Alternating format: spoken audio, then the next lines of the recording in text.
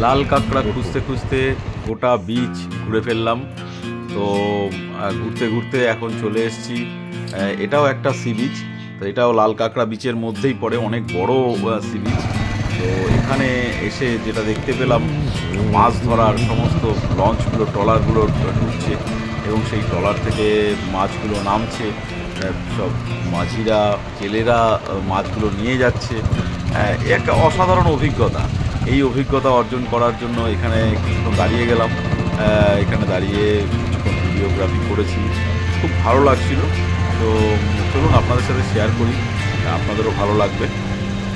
এবার ঝড়ের জল বাড়ছে, আর বেশি যাওয়া যাবে না।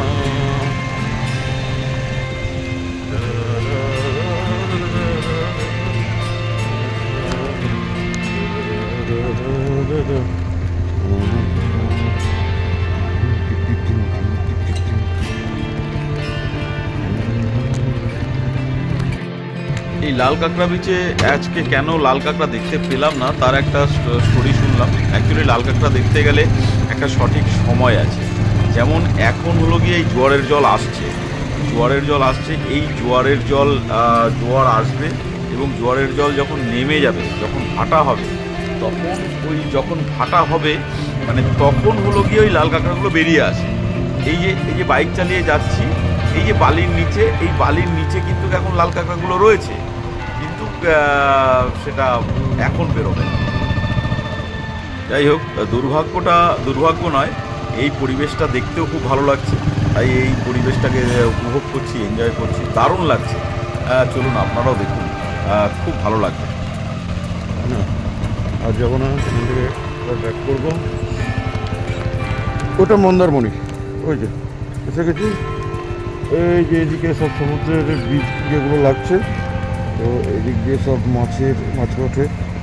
মন্দারমণি এরপর থেকে শুরু হয়ে গেল রিসর্ট, এবার ব্যাক। বাইক চালাতে চালাতে এই জায়গাটা ঠিক থমকে দাঁড়িয়ে পড়লাম। দাঁড়িয়ে ভিডিওটা করছি, খুব সুন্দর লাগছে। মাছের ট্রলার এসছে এবং সেই ট্রলার থেকে জেলেরা মাছ নামাচ্ছে। মাছ নামিয়ে কিভাবে তারা নিয়ে যাচ্ছে, সেটা একটা দেখার বিষয়। দেখুন খুব সুন্দর, একজন নিয়ে আসছে ওখান থেকে, পুরো জলের মধ্যে ট্রলারটা দাঁড়িয়ে আছে, সেখান থেকে তুলছে, তারপরে আরেকজনের কাঁধে দিয়ে দিল। একদম মানে পুরো বোঝাই পুরো একদম মাছ নিয়ে নড়তে পারছে না, প্লাস জলও আছে, জলের মধ্যে দিয়ে আসছে।